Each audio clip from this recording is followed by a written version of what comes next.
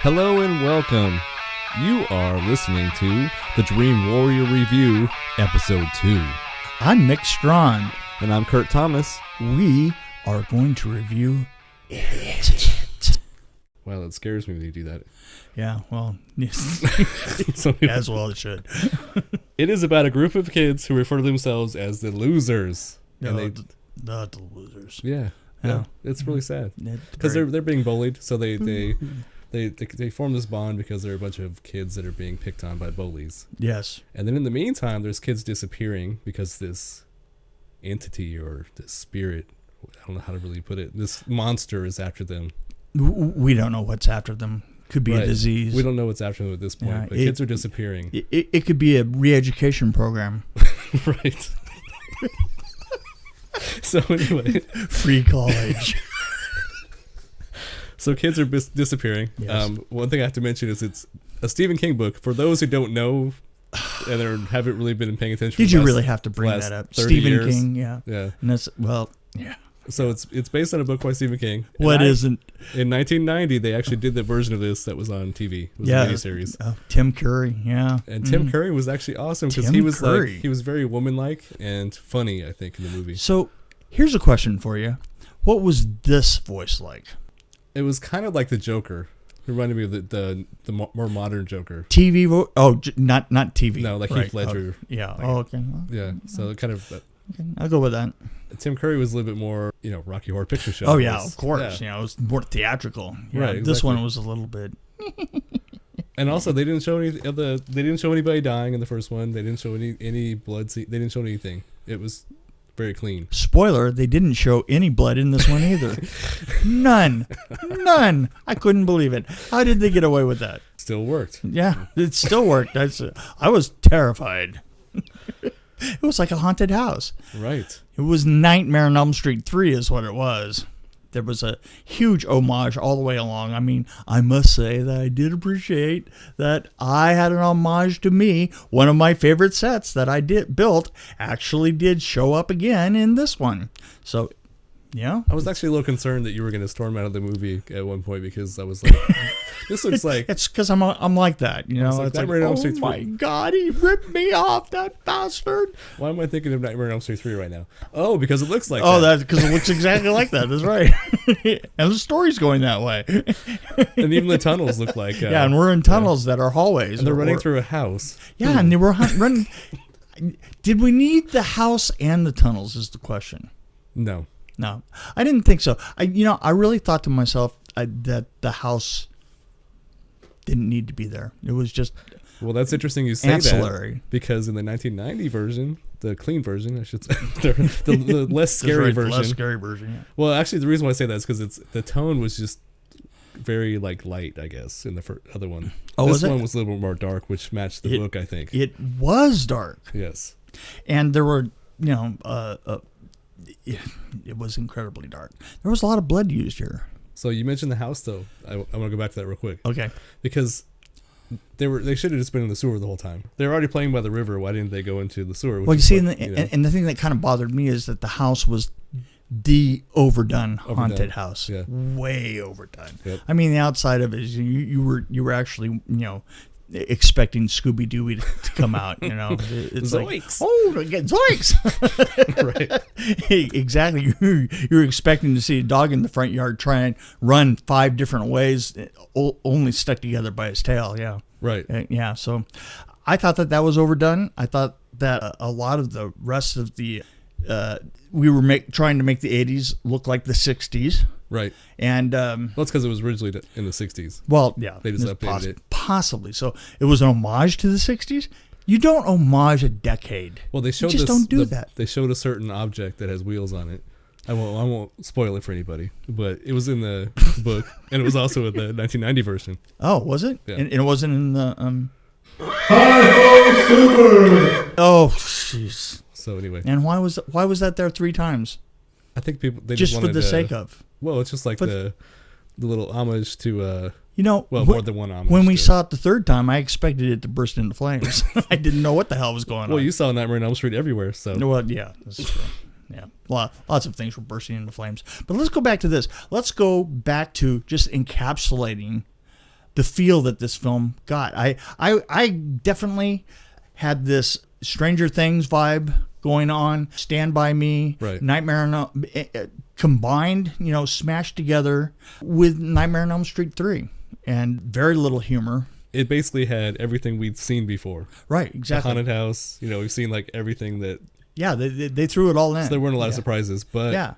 the tone was awesome, I thought, because it was a very dark tone. The tone was dark in the very beginning. The way that we were being hit, every 5 minutes, boom, boom, boom, we were hit with a scare. It was kind of building up to a bigger story. Right. In the end, and in that way, it kind of reminded me of the Nightmare on Elm Street, just because we have this big problem to solve. I'm not going to say what the problem was, but we have this big problem, Right. and it's going to be in this huge culminating place. So you were, I just was asking myself, what is the place that we're going to see this all come together? Where is Freddy's hell? Right. Well, I was waiting for Freddy to pop out a couple Yeah, times. exactly. You know what? And he did actually. Right. Exactly. There was a Freddy alert in here, and we did see Nightmare on Elm Street on the theater. Right. Yeah. Yeah. So Anybody listening who could figure that out, yeah, wins a prize. yeah, get back to us. Yeah. Bring it, baby. I watched the other one from 1990, like 2 days before we watched this one, which I'm probably was a a bad idea. I'm an it virgin. But I was disappointed the tone was flat, but also that there wasn't a lot of character development. This one had a lot of good dialogue with the kids. I thought that was. Oh yeah, it was sounded really excellent. natural. Yeah, yeah. No, it was Stand By. Yeah, we were talking. It was like Stand By Me. It was Stand By Me. It was very natural. Yeah. Which was based on a Stephen King book, by the way, called The Body. See, you don't have to throw that at me. There's no reason I need to know that. It was actually a story. See, it wasn't really a book, but. Yeah, you know the difference between you and me, right? Well, see, I'm the one that you want to know what's happening. You want to know the whole history of the clown, right? Well, if I'm going to watch Nightmare on Elm Street 3, I've got to watch 1 and 2 to like. Oh, you see, you're like my wife has to see everything in sequence. It's not a problem to me. I could put it together later and go, oh, well, see, now I understand that. There you go. And it doesn't bother me at all. I guess I can go either way, really, because some things are out of sequence. Well, maybe it's because I joined the Nightmare on Elm Street series. I started working on the 3rd, the 4th, and the 5th. So we can thank you for saving the series, I think. Thank you. Yes. No, really. Well, I think that's so, my opinion. Personally, that's what I think. But who am I? Well, after watching 2, I was like, oh my gosh, it took a turn in the right direction. Oh well, we were thinking that too. I have to tell you, when we were starting, I was praising my TV when I was watching it. Like I was rewatching it. So. When we actually did Nightmare on Elm Street 3, this was before you got into doing series of horror films that went on and on and on and on. I think at the most anybody had done 2 in a row. Yeah. And we were at 2 in a row, and all of a sudden they were asking us to do a 3rd. And the thing is Nightmare on Elm Street had the typical drop off. The first one gets really is very popular, and the second one is not quite popular at all. So we had a chip on our shoulder. We had to make it better. So there should have been a Teen Wolf 3. Yeah, see what I'm saying? See. But the thing is if you got a group together to do Teen Wolf 3, you would have to say, look, this has to be better than Teen Wolf 2, or else. So people ask me, what was my motivation in Nightmare on Elm Street 4, and that was, I had to do bigger and better than Nightmare on Elm Street 3. Exactly. Yeah. Sorry. Of course, I think 5 might have gotten too, like they tried too hard to get out there. I quit on 5 because the director kept looking at me and going, well, that's the way we used to do things. Oh, and that's awesome. Yeah. Well, that's weird you say that, because in this one, I feel like they were using a lot of old tricks. Yeah. Yeah. Like blood, for example. Yeah. Did you notice that there was a strong practicality to all the effects, Right. I love that we're playing with gravity. We're playing with blood a lot. Yep. Blood is running up. Yep. Blood is running sideways. It reminded me of some series that I've seen before. What was that? Where I saw a lot of blood dripping up, It was one of those. Nightmare on Elm Street. Nightmare on Elm Street. Yes, That's okay, right. yeah. I see a theme running through all this. Right. It was blood was doing everything. It was messing with gravity. It was going out to the stores, picking up some milk. See, bet you didn't think I could bring that one back around, did you? Wow. You just blew my mind. So we had the worst discussion ever on the way back from the theater. We're discussing, why is movie blood clear? Right. There was a certain scene where there was blood, and I was looking at it going, doesn't look quite real, but I think I can see why they did it that way. Yeah. Well, did I explain it well? It's yes. Because otherwise it's a little bit too graphic. It's a little bit too graphic, not graphic as in horrible, graphic as in graphic novel. It just looks flat, and so if you make it clear, it has dimension to it, and it actually, it's probably shinier too, right? So yeah, shinier too. It feels a little bit more horrible and stuff. I mean, actual blood, looks like actual blood, but it doesn't pick up that well on a camera. So unless it's alien blood, well, hello, which is like green or blue or whatever color they want to make it. Exactly. Yeah. Right. Actually, I had some awesome notes that I wrote. Did you write? So, what did you think of Bill? I don't know how to pronounce his name. Skarsgård or Skarsgård is probably how they pronounce it in the. Bill Skarsgård. He was the guy that played the It. I thought he did pretty. I was put off by his voice at the beginning, and I still, by the time I was done, I kept thinking to myself that he was huffing on helium around the corner or something. So, Well, he is a clown. I mean, of course. I mean, yeah. Tim Burton had even a more affect on his voice. I don't really. Yeah. Well, not Tim Burton. I think I just say Tim Burton. Tim Burton. Tim Curry. Oh, did you mean Tim Curry? Tim Curry had quite an affect on his voice, a little bit more. Sounds like an ethnic meal. Okay. If Tim Burton played it, that'd be really interesting. Yeah, that'd be wow. Actually, that might work. Yeah, I was gonna say, we both. You have to understand that we're both looking at each other, and we both looked at each other and said it might have worked. Oh, okay. So I have one problem with the movie that drove me crazy a little bit. You mean other than the one with the clown in the forest with the rubber arm? Right. Well, okay. We'll see. That might have been a spoiler alert. What if somebody really appreciated that moment, and you just ruined it? Well. Here, let me wave at them. There is a funny waving scene, which is a little bit ridiculous. that was. There's always that one, that. Which I think they might have been paying. They might have been saying, "Oh, here's another tip off to some old movie we like." That's possible. Like Monty Python or something. Okay. My problem. Yes. I wish I would have remembered the book better, but I read that a long time ago when I was way too young to read it.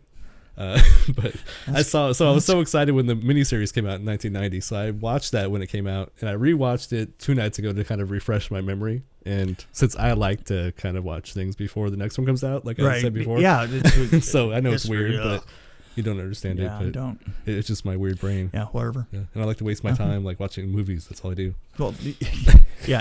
In that, you're like everybody. There's a character in this one where he's like not really there for like the whole movie. It's like it seems like more than half of the way in, he kind of becomes part of the group, and he's the African American kid, right? Yeah, and so we bring in the whole. So I'm thinking, in a Trump society, why did they push the black man out? Because in the 1990 version, he was in there from the very beginning, right? And he was always the one that was into history and did the history of which will come up in the movie. He was learning about the history of the town. And this is the trouble with trying to make a story, trying to film a very complicated book. You can't go as many different ways. You have a very limited amount of time to tell that story, and the problem is they tend to leave little tendrils in that you start cutting off, and you can't get rid of, absolutely all of it. So you rearrange it the best you can, and then you film it. Right. And then, of course, my solution in my head was like, well, if they're going to cut him out for the first half of the part of the movie, they could just cut him out of the whole movie. But then, obviously, being the only African-American kid, that could be troublesome. Yeah, you know what? So that was just my thought on that one. But I do love the character development, and I think we've already talked about how the dialogue was great. The dialogue was great. The action was amazing. The practical effects were amazing. The practical effects, I think that they actually had that mindset where they were using practical effects before they were using any other effects. So when you say practical effects, for people that don't know, or what does that mean?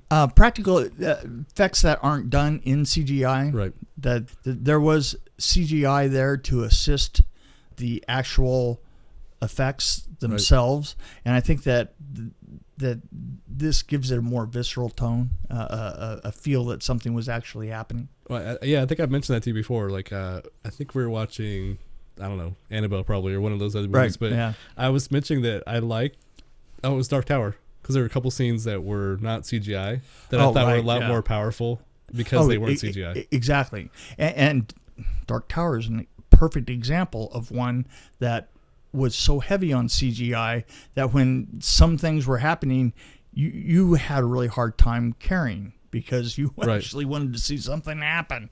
Well, there was a problem. I had a problem with that one too. I have a problem with everything. Well, yeah. But no, Dark Tower should have been 3 separate movies. That should have been part 1 that we saw. Yeah. Which, by the way, let me guess. You read the book, right? Yeah. Yeah, of course. Well, I used to be a Stephen King buff. Oh, yeah. Well, that's until I saw him try to act. Oh my gosh. So anyway, I do need to mention that this is only part 1 of it. Oh, that's right. For those who don't know, there is a part 2. It's when they're adults, and I think there's going to be another movie. I didn't do that research, but I have an honest question here. Yeah. So are we going to just wait 27 years? Well, come on. By then the effects will be pretty amazing. I would certainly hope. In fact, we don't even have to go to the theater. Probably we just log it into our brain somewhere. Yeah, I was going to say there'd be no theaters. Yeah.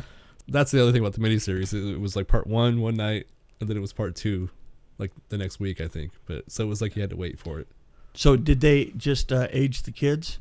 They actually, they put makeup on them. And they aged them by 27 years? They taught them how to walk with a cane. The question is which way do you go? Do you age the kids by 27 years? Or do you actually have the adults, you make them younger? Well, they actually did the right thing, and they got different actors to play the older. Different actors? Yeah. Really? And they actually did a really good job casting them, in my opinion. Of course, we're not talking about that one, but okay. I mean, John Ritter was in that one. We can't go wrong with John Ritter. Well, yeah, exactly. Unless, of course, you are John Ritter. Right. That didn't work out. Well, he had some pretty amazing movies, like Invisible. What was that one where he's a superhero? Hero at Large. Yes. My gosh, yes. Oh, high quality. right up there with Ghost Dad. Yeah. So anyway. Let's sum the sucker up. Both loved the film. Yes. Had a feeling that the movement as you move into it in the very beginning is like scare, and then we get together and we tell a hell of a story. And that's the way I like my movies. And actually, I have to say that the scare was a little bit drawn out a little bit more because you had kind of this tone that kind of made you a little uncomfortable the whole movie, I thought. Yeah, well, there was a lot of tension in the air built up. The acting was incredible all the way through. The film looked great, other than the haunted house, which I thought was a little bit too much. It was like the other character that shouldn't have been there. It was the haunted house that and the fact that they did copy me. Right. For the scene where we had the big final, what can I say? Thumbs up all the way around. Andy Marchietti. I don't know how to pronounce his name. Yeah. Andy. Yeah, Marchietti. I think I said that right. The directing was great. What about the photography? DP? Oh, absolutely flawless. He got he got together a very stylish look that moved into the horror look seamlessly. We didn't have the daylight scenes weren't so bright that they would blow you away and stuff. And I really appreciated the cohesive look of everything. It was very good. And for a Stephen King movie, I got to say it's one of my top 3s. I would go there. In fact, I might even maybe it's not one of the top 2s. I don't know. I thought it was really good. I was surprised. Actually. I just don't know everything that's a Stephen King movie. I went in having my doubts because I heard Stephen King say I wasn't ready for how great it was. But I was like, well, he liked Christine, a lot of the other Maximum Overdrive. Maximum Overdrive, So I'm wondering. So I went in having doubts, and then I was pleasantly surprised. But I'm going to say the same. And by the way, I was going to say, you think that he's done some bad things. There was a movie in the 70s where a bed ate people. So I'm going to leave it at that. That sounds awesome. I give it 4.5 fingers up. 4.5 fingers up. I'm going 5. I liked it better. 4.5 Freddy fingers, that is. Okay. I don't know. No, we don't really have a rating system, but Yeah. Overall, I think it's That's worth seeing for everybody. Even people who aren't into horror movies, I think might appreciate it. Yeah, actually, that's one thing for sure. I think that this should have a very broad appeal. If you like Stand By Me, this is a Stand By Me with quite a twist, I would say. Yeah, there you go. Yeah. Again, I'm Kurt Thomas along with Miq Strawn. Thank you for joining us on Dream Warrior Review. We welcome your feedback, and if you have any questions or burning desires or just ideas for our show, we welcome email at dreamwarriorreview@gmail.com. Our music was by Bloodgod, and please do join us next time on Dream Warrior Review.